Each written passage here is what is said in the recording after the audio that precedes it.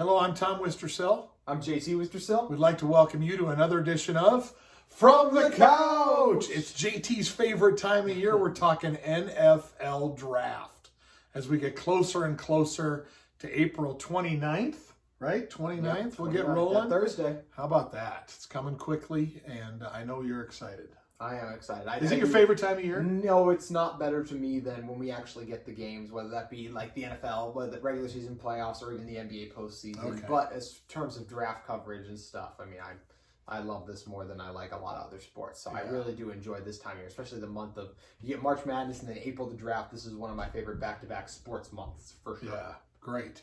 So tonight we're going to talk players around the draft. We're going to break it down with our draft expert here, JT. We're going to go position by position, offensive players tonight. Next edition, we'll do defense. Yep. So tonight we're going to focus in on offense. We're going to count down quarterbacks, running backs, receivers, tight ends, and then O-linemen. And then we'll tie a knot on at the end.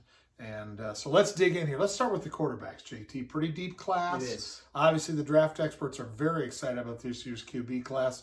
So we're going to talk about JT's 5 best quarterbacks. We're going to start with number 5. We're going to count it down to number 1. So at your quarterback spot, who's the 5th best quarterback in this year's draft, JT? I have Trey Lance. I do think I have the other 4. I do like you guys know who the 5 are. But I like the other ones a little better. So for Lance, look, he's crazy fast. Man, when he gets in the open field and he takes off and run, he's really difficult to bring down. Also crazy shifty too. I know it's against FCS competition, but still, when he gets going, man, he's fun. And he does have a really strong arm too. I like that. My concerns, it was a lot of one-read stuff and then just take off and run. So I just think it might take him a little time to adjust. And I just like the other guys, I feel like they played in more like the environment, a little more pro style. I'm just not a huge Trey Lance fan. I think he could be good, but of the 5, I feel the less great about him. I do really like Kellen Mond. That's my 6th guy. I thought about it a little bit, but I'm like, the upside's too much for Trey Lance. Could be great, but I'm not sold. I think his upside is as high as just about anybody's, but his downside is lower than the other 4 that you're going to talk about. So, all right, who's your number 4 quarterback, JT? Yeah, from one of the highest ceilings to one of the lowest floors. I have Mac Jones at number 4. Mac is crazy accurate. I know the supporting cast is otherworldly, but just show me a missed throws. There's just not that many. He's not mobile outside of the pocket, but inside of the pocket, moves around very well. And just that, like I said, the accuracy, the ball placement is also phenomenal, given his receivers, Devontae Smith, Jalen Waddle, chances to make those highlight catches. I really like Mac, and I will not be mad if he's the pick at number 3 overall for San Francisco. Wow. I guess I'll be surprised at that. I personally would have Trey Lance ahead of Mac Jones, but I guess we'll see. So, okay, JT, your number 3 quarterback is? I like Justin Fields a little more than Mac Jones. And that's where the upside comes in right here. I just think when you talk about he's got a really strong arm still. He's an escape artist in the pocket because Ohio State didn't run him a lot either. He can run the ball really effectively in between or outside the tackles. He does have a cannon when you let it loose too. So I am a fan of him. Would like to see a little bit more. I did think sometimes he got locked in on his first read like that, and a couple times there's bad decisions where it's just like Indiana game. There were a couple times where you're like, okay, what's he doing there? So those are just the little things with Fields that make me nervous. But overall, I think he's going to be a really good quarterback, and it's because of that mobility that is so crucial for an NFL quarterback. If my Steelers had the number 2 draft pick, if they had number 1, they'd take Trevor. If they had number 2, I would want them to take Justin Fields. So that's how high I am on him. Yeah. So, okay, I know where you're going now. Yeah. But who's your number 2 quarterback? You said you'd go Fields. I would go with Zach Wilson. Man, is he fun. And I'm obviously a Utah guy. I have every reason in the world to hate Zach Wilson. But when I flipped on the tape, I cannot. The talent. Man, I really think he is top 5. He could be a top 5 quarterback in the NFL. I truly believe that if the talent hits and it pans out. The arm is the strongest in the draft. Fields is nice, but his is a little bit better. He makes off-platform throws look so easy, can throw it into difficult windows. He gets so creative, off balance, everything. He's just fun. There's a reason people even throw around the world Mahomes sometimes with him. I'm not going to do that, but I see the player too that could make people say that. I really like Zach Wilson. A little concerned about the turnovers, but man, he's a fun and explosive player. And he'll be playing where, JT? Probably? He'll be playing for the Jets. Okay, all right. I just wanted to, because you just said he could be a top 5 quarterback, and then you got to say he's Robert Saleh, we trust. With the Jets. So I don't know how that happens. So anyway, okay, let's talk about the number 1 player and quarterback. Let's talk Yeah. about Trevor. I mean, he is just complete. I mean, what else is there really to Trevor Lawrence's game? Do you wish he maybe hit every throw? Yeah, but like he'll miss a throw and then the very next play he just gets it right back. So he can run when needs to, but man, he's extremely accurate. I think he's the most accurate of the bunch, which I think is the most important thing still. Arm strength is great, but give me accuracy all day. And yeah, I'm just a huge fan of his game. I just don't think there's many flaws. What do you think about him? You can say Zach Wilson's potentially a top 5 quarterback. I would say Trevor Lawrence is a potential NFL MVP someday. I think he's that good. I think that people have taken for granted how good he is. He's just been there so long and he's played at such a high level that people are just like, it's just Trevor Lawrence. Well, you know what? No, look what he's doing out there against a great competition. So I think he's a superstar. I think Urban Meyer is going to know exactly what to do with him, which is a really good fit there. So I'm really excited to see what Trevor's going to be in the pros. Yeah. I mean, when's the last quarterback who made 3 straight national championships? That's what he did. Did he only win one? I'm not sure it's yeah, happened. but incredible. And he's a great leader, too. Yeah, exactly. All right, let's move on to the running backs, JT. Yes. We're not going to talk about many of them here, but there's a couple key ones that could end up in the first round. And so, who's your number 2 running back? JT? For number 2, I do have Travis Etienne, number 2. I like Etienne. Man, he's got some great balance when guys try to bring him down. He's so good at staying up. He is faster than my number 1 back. He's probably a little bit better of a route runner overall, but he's fun. But he's not as big as Najee, who's going to be number 1 for me. So I really like Etienne, but he's no Najee Harris to me, just because of the ability. I think Najee's got a little more, does a better job vision. He sees the holes open up a little better and hits them. Not as fast, which I know is why people have Etienne over him, but yeah, that's why Etienne's number 2 for me. Yeah, no, I agree. I agree with number 1 and number 2 here, so no more comments there. Let's talk about Najee. Yeah. I mean, the biggest thing for me is that vision. Whether Alabama's running some like zone blocking scheme or they're pulling guards, if a hole opens up, he's going to hit it. He is so shifty, makes phenomenal cuts too. He can go through you, he can go over you, as we saw against Notre Dame, and he is still a very capable receiver. But I just love the vision. That's the biggest thing I just circle back to every time. So many times the hole barely squeaks open and he hits the right hole almost every single time he's able to find that. So that's the thing I love about him. So tough between the tackles. Yes, is he going to get chased down sometimes if the hole is open? Yes, when Etienne may have scored. But I think more times than not, he's going to get more positive yardage plays than Etienne will. Yeah, I mean, Najee's 6'1", 232. Travis is 5'10", 215. So we're talking 3 inches and 17 pounds there. Big difference there. Yeah. I'm firmly in the camp now. If Najee's there at 24 Steelers, I want you to take him. I want Najee Harris in the black and gold. Yeah. So I did have a 3rd running back I want to throw in here, just as a 2nd round guy. Michael Carter out of North Carolina. Man, this guy is fast. But more than Javonte Williams from North Carolina. I like him more just because he's a little faster and shifter. Now, the 5'8" height is a little concerning. I get that. But, man, he is just so quick. I think that teams are really just going to struggle to tackle this guy in the open field. So, I am a fan of Michael Carter and have him over Javonte Williams. Okay. All right. That's the running backs. We're moving to receiver next, JT. We're doing top 5 receivers. Yep. So, who's your number 5 and why? My number 5 was really close. I love Terrence Marshall. He's going to be an honorable mention for me. I went with Rashad Bateman. I love the route running there and just the ability to come in and out of his breaks so quickly. He's great at cutting as well. So when he gets the ball in the open field, tracks the ball well too, which I always think is important. And I really think he's a complete receiver. Not as athletic or as fast as the other guys, but the route running is what wins me over. I think if you put him on the outside, he's going to be able to cross over a defender, to use the fastball analogy. So I'm a big fan of Bateman.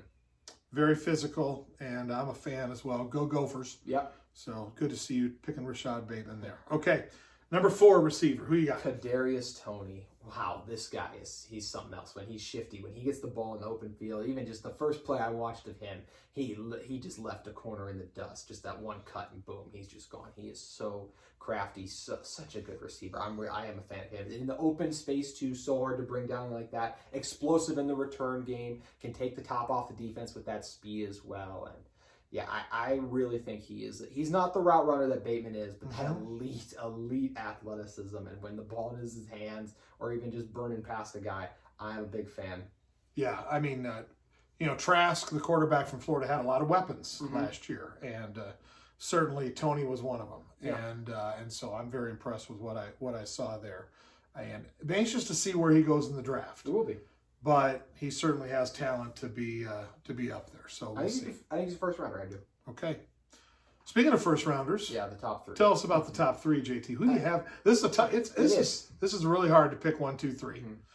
For me, there's a clear 1, and then I have 2A and 2B. So Okay. 2B for me is Jalen Waddle. Okay. For me, between him and Devontae Smith, I'll spoil that. It just depends on whatever the team needs. So Waddle, take the top off the defense. I believe he had 5 touchdowns over 95 yards at Alabama, which is just insane. Because it's similar to Tyreek Hill in this regard. If you mess up and you let him get behind you, it's over. Another guy who's awesome in the return game. He's a better route runner than people give him credit for. He wasn't given the opportunities at Alabama, honestly. Stuck behind Henry Ruggs, Jerry Jeudy as well. And it's just tough to be behind guys and players of that caliber. Even Devontae Smith, who was there a year ahead of him. Also, the injuries are a little concerning, but when he's healthy, I just think he's too special not to take. And he's very elusive in the open field as well. So I am a big fan of Jalen Waddle and would love to see him paired with a quarterback who can really has a nice cannon on him. Okay. All right, so he's 2B. Who's 2A then? I do have Devontae Smith. And Okay. Devontae Smith, man, he's a really good route runner. He's got great hands, goes and high points that ball, which I really love too. And yeah, I just don't think, you got to love the leadership he brings as well. Came back to Alabama when he could have been a first-round pick last year, a late first-round pick. Definitely helped his draft stock by coming back, having arguably the best season we've ever seen by a college receiver. And he does almost everything really well. He's not the best athlete. He's not quite as fast as Waddle, but man, he's really good. And it's nitpicking his game. Wow, I'm surprised you have him as number 2. So, yeah. I mean, I know who you have as number 1. You're just going to have to convince me why. Okay, Jamar Chase, I think if he would have played this year, I think it would have been a really good reminder as well. Now, he put up numbers a little bit off of what Devontae Smith put up with Alabama last year when he had Burrow. Should throw in there, if Jalen Waddle plays the entire season, he actually had more yards when he got hurt than Devontae Smith. So just something to keep in mind about how good Waddle is and the type of season Smith had, while Chase was sharing targets with my favorite guy, Justin Jefferson, that year. So the biggest thing for me is I love how he adjusts to the ball. I think it is special. I think no matter where Burrow would throw it up there, he could stop on a dime, could high point it as well, similar to Smith can. I think he is a better route runner than Devontae as Really? well. Okay. I think he's really impressive. Like that comes out of his breaks really well. Quick feet, you love to see it as well. I just really think he's a complete receiver. He's got really good hands. He is tough over the middle. I just don't see there's a lot he does wrong. And I think when people say he's the best wide receiver prospect since Julio, I'm going to second that. I really like Jamar Chase. I was blown away by him. Big words there. I actually think Devontae Smith is a little better route runner. I think their hands are about the same. I just think Jamar Chase physically, that 30-pound difference between them, physically he's ready for the NFL. I mean, he's immediately going to step in and he'll be the best receiver probably. Don't know what team he'll end up with. Chances are he'll be the best receiver on the team when he walks in. And that just doesn't happen that much in the NFL where there's a ton of freak athletes, right? So, but very impressed with him. To me, it's 1A and 1B between those two. So totally get that. If I can say one more thing too. Originally, you can. Okay, I can. When we did our show with the needs, I went on a tangent about the Bengals picking a wide receiver here. If it was him, I'd understand because that's how high I am on Jamar Chase, and I think they can patch it together enough with the offensive line where I'd understand because I think that QB wide receiver pairing of Burrow and Chase could be special. Okay, we'll see. All right, well, we're not going to spend a lot of time on the tight ends, right? No. We're going to talk about one tight end. Yeah. Tell us about Kyle Pitts. Yeah, Kyle Pitts, he is the tight end class. I mean, the second guy is Pat Freiermuth, who I like as a physical tight end. People are getting a little carried away with the baby Gronk name that they've thrown around for Freiermuth. But anyways, he's a second-round guy. Pitts is the star of this class. I mean, he plays like a wide receiver. Just to the ball phenomenally well. He runs good routes. They played him on the outside a ton. Was going against corners in man-tight coverage like that. He is 6'6". Now, he's not the biggest tight end. He's no George Kittle or anything like that. So I worry about him as a blocker, but he really is like a complete wide receiver. There's not much he can't do. He's obviously not the fastest because he is a tight end, but he wins over the middle. He can still beat you over top if you have like a slow enough corner on him still. So he's going to be a mismatch nightmare in the NFL. 6'6", 245. I think you put him anywhere. He to me, of the guys we've talked about, he might be the one that could be fastest to all pro.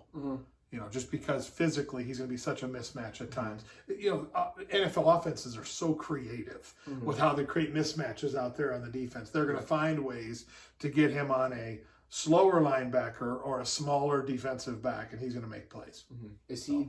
Do you think he's the best tight end prospect we've seen in a long time? Yeah. Got to believe in a long time. So, I think back to the guys from Iowa the one year. Hawkinson and Fant. I think back to them. They were this type of player, except they didn't play outside as much as Pitts does. So it'll be interesting to see. If he's not a top 10 tight end in the NFL next year, it'll be a little bit of a disappointment. Yeah, you might be right. So, all right, into the trenches we go to end this episode. JT's favorite spot. Give it to me. We'll move pretty quickly through the 5 offensive linemen. JT was number 5. I got Landon Dickerson, center out of Alabama. Man, he's a complete center. He can pull. He's physical in the run game. Love the leadership he provides in that spot as well. The only thing is he did tear his ACL in December, but then we see him doing cartwheels at Mac Jones's birthday. So it seems like he's recovered, but he's still a center, so the position's going to be a little devalued compared to my other 4 guys, all of which I think either are tackles or can play tackles, but I think he could be a starter in the NFL for 10 years. 6'6", 333, not bad for a center. That's pretty big. So, all right, who's number 4, JT? Elijah Vera Tucker out of USC played guard last year when they had Austin Jackson there and then kicked outside to tackle. A lot of people think he could be a guard. I actually really like him from the Vikings for the chance of, let's let him see if he can play tackle like he did this year in the 6 games the Pac-12 got. And then if it doesn't work out, move inside to guard. I think he could be a really good guard, but I also think he could be a really good tackle. He is strong, gets his hands on you, that's when it's over. He is not the most athletic, especially when you watch guys like Sewell, who we'll get to. Those two compare athletically is an entire different conversation, but I think he is still really good in pass protection. So I think he's got a chance to play tackle at the NFL. I just don't know if he can do it at a Pro Bowl level, which he might be a Pro Bowl level guard. Interesting. Okay, good point there. All right, number 3 offensive lineman. Christian Darrisaw, Virginia Tech. This guy is huge, and this is another one when he gets his hands on you that it's really all over because of how big his frame is. He looks like a left tackle. He is massive. Now, he does not move very well, which the top 2 guys here, they move extremely well. That's the biggest knock on him. But when it comes to pass protection, I worry about smaller, quicker edge guys. He may struggle with those guys early, but I still think he's going to be able to hold up pretty well in the NFL just because of that size of strength. It's going to be hard to get around him because of how big he is still. So I'm a fan of Darrisaw. I think he is a long-term left tackle in the NFL. Okay, all right. I think I know who the next 2 are, but let's talk about the number 2 tackle. It's Rashawn Slater is number 2 for me. He's probably a little stronger than my number 1 guy. They move similarly. My number 1 probably moves a little bit better than him. But the thing that concerns me about Slater is we're talking about if he's going to be a tackle. He could be an all-pro guard if he kicked inside too. He's only 6'3", maybe 6'4", we don't, as the height gets shaky, and he does not have very long arms. So that's always a little bit of concern is you can't get your hands on guys. Like Darrisaw gets his hands on guys with ease because of how long. Even Vera Tucker, his arms are longer than Slater's. Now, Slater's tape is phenomenal. He moves his feet really well. Chase Young, he played against Chase Young and really did a good job against him. But I just worry against NFL guys because he's not as big as you typically want your left tackle to be. That tells me he's probably ended up being a guard, but he could be a very good one. I think he's going to get drafted to be a tackle, so we'll see if it works. Okay. All right. Number 1. Yeah, it's from Oregon. Tell us about Penei Sewell. Yeah, Penei Sewell, Orem High School, only about 40 minutes away from us out in Utah down here. And man, he's fun. I really wish he would have played this year. 6'6", 330. Yeah, he moves. Man, can he move really well? Whether it's you want him to get outside to reach corners, whether go into the gets to the second level with ease. Whether that's working to a double team or just going straight up there, you can pull him, which is a phenomenal thing when you can pull your tackle like that too. I think that's the biggest thing that everyone's impressed with is that ability to move. In pass protection too, is a very good base, sits very well, lets guys come to him, does not lunge. Now he could get a little bit stronger. I think that's the one knock on him. But he's very violent. You see him finishing plays all the time. That was my one knock on Darrisaw I forgot to mention. He catches a lot of guys in pass protection, and he doesn't finish guys. Sewell finishes everything. He's nasty, plays with great tenacity you love to see, and I want him as my left tackle very badly as a Vikings fan, but there ain't no way he's making it there. He is a phenomenal player. I love the arm length as well as another big plus with him, so I am a huge fan of Penei Sewell. Starts from day one, whatever team he's on? I think for sure, and I think he's the left tackle too of the long term. I think he's everything he's built up to be. Wow. If it wasn't outside of the quarterbacks, I'm higher on him than Kyle Pitts. I think he has a better chance to be a Hall of Famer than Kyle Pitts. So outside of the quarterbacks in this class, the best guy to wear a gold jacket for my money will be Penei Sewell. Okay, well, that's great. Well, there you go. We're diving in, as you saw, to on the offensive side of the ball with our draft expert here. Gave us his position rankings as we get closer and closer to the NFL draft. So So good job. You ready for the defense next time? Yeah, defense will be fun. Offense is much stronger. I mean, there's a reason. Wide receivers, quarterbacks, and offensive line class are incredible. Defense, I mean, maybe the edge guys, but there's the top three position groups we just went over. But still some hidden gems on defense for those of you fans out there who want your team to take a guy on that side of the ball. We'll be looking for hidden gems on next time. So, Yes. so that's great. Well, hopefully you enjoyed our discussion today, and we'll look forward to seeing you next time on another edition of From the Couch. We'll see you next time.